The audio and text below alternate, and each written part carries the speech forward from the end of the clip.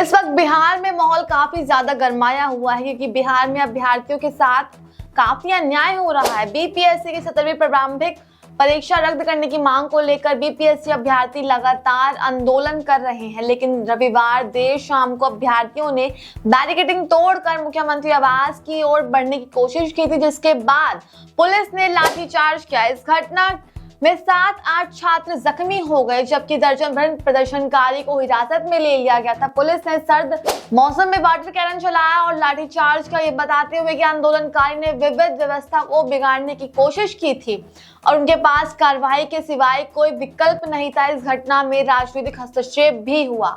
आइए जानते हैं इस खबर में। नमस्कार, मैं मोनिका और आप देख रहे हैं न्यूज़ 1+, सत्य, साहस और सेवा के साथ सिर्फ सच।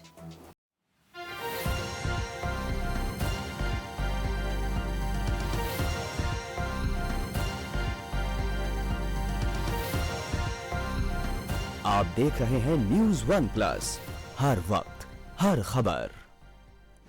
बिहार में इस साल विधानसभा चुनाव होने हैं, इसीलिए मुद्दों को गरमाने के जतन किए जा रहे हैं। लोक सेवा भी इस वजह से निशाने पर है। 17वीं प्रारंभिक परीक्षा को लेकर परीक्षार्थियों ने आंदोलन की राह पकड़ ली।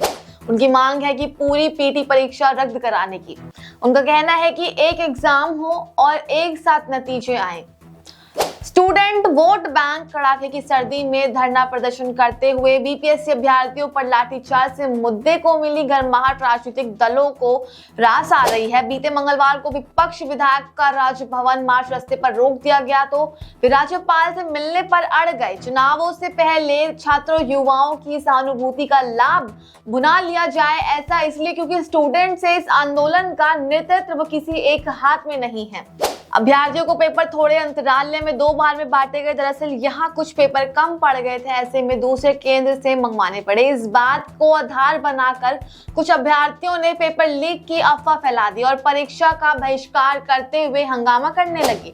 इस हंगामे के दौरान पटना डीएम ने अभ्यर्थियों को थप्पड़ जड़ दिया। हंगामे के चलते बापू सेंटर की परीक्षा रद्द करवा दी गई। ऐसे में यहाँ लोग मांग उठा रहे थे कि पूरी परीक्षा रद्द कर दी जाए।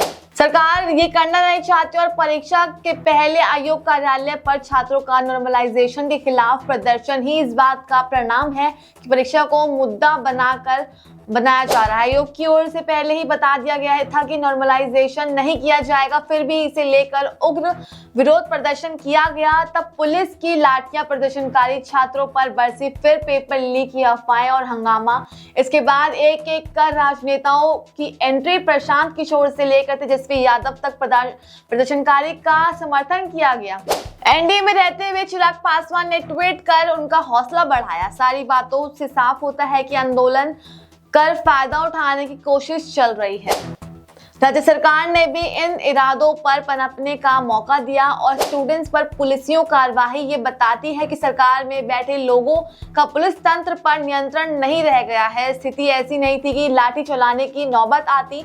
इससे ये समझने में देर नहीं लगनी चाहिए कि जानबूझकर ऐसा कराया गया और ऐसे लोकतंत्र में हवाई हैं जो इस मुद्दे को तुलना चाहती तो शुरुआत में ही समाधान का इरादा जताकर आंदोलन भड़काने से रोक सकती थी। जब समस्या सिर चढ़ गई तब अभ्यर्थियों ने प्रतिनिधियों के मुख्य सचिव को वार्ता हुई। फिर उप मुख्यमंत्री सम्राट चौधरी ने मुख्यमंत्री से बातचीत के बाद बयान दिया, सरकार जल्द ही समाधान निकाल लेगी। सम्राट चौधरी ने कहा कि मुद्दा बनाओ अभियान का हिस्सा है। एनडीए सरकार आयोग की स्वायत्तता में दाखिल नहीं कर देती है। बीपीएससी का विवादों से एक पुराना रिश्ता रहा है। 2023 में भी प्रारंभिक परीक्षा के पेपर लीक होने का मामला प्रकाश में आया था। 56वीं और 59वीं परीक्षा में भी गड़बड़ हुई थी। तब घूस लेकर डीएसपी बनाने का केस खुला था और मुकदमा दर्ज कराया गया था। बीजेपी ने विधान परिषद रहे आयोग के सदस्य रामकिशोर सिंह 30 लाख रुपए लेकर नौकरी देने के मामले में घिरे थे। 2017 में भी लेक्चर की बहाली में खूब अनियमितता हुई थी, यहाँ तक कि इंटरव्यू नहीं देने वाले को सिलेक्ट किया गया था। बीपीएससी साथ जुड़े विवादों की लिस्ट नहीं थमती है। 2003 हो या 2005 गलत चयन घोटाले और अभिनियमितता में मामले सामने आते रहे हैं। आयोग की पूर्व अध्यक्षता रजिया तुसुम सहित 13 अधिकारियों पर आरोप तय हुए थे। एक अध्यक्षता राम सिंह आसान सिंह को भी विवादों में चलते पद से हटाया गया था। तो पुस्तिकाओं में छेड़छाड़, कंप्यूटर में दस्तावेज मिटाने और पैसे लेन देन का परिणाम मिलते रहे हैं। साल 1996 में इंजीनियरिंग कॉलेज और एडमिशन में बड़ा घोटाला हुआ था। तब जांच और आज तत्कालीन विज्ञापन और प्रवक्ता मंत्री बृज बिहारी प्रसाद तक पहुंची थी। दादगिरी छवि सच कहा जाए तो बीपीएससी के सरकारी संरक्षण में नौकरी बेचने वाले के गिरोह तंत्र के माफिया काम करने के लिए मुख्यतः रहा है। आज भी आयोग धरना प्रदर्शन का अड्डा बना हुआ है। शायद ही कोई बहाली और परीक्षा परिणाम बिना विवाद के हो रहा हो। नीतीश कुमार बेशक भ्रष्टाचार पर जीरो टॉलरेंस का नारा देते हैं, लेकिन लोक सेवा आयोग की कथित इसे झुटकाले देती है। ताजा विवाद भले ही मुद्दा निर्माण का हो, लेकिन इससे पनपे तो नीतीश सरकार ने ही दिया है। ये थी हमारे बिहार से जुड़ी खबरें। ऐसी और खबरों के लिए हमारे चैनल न्यूज़ 1+ को लाइक करें और सब्सक्राइब करना ना भूलें।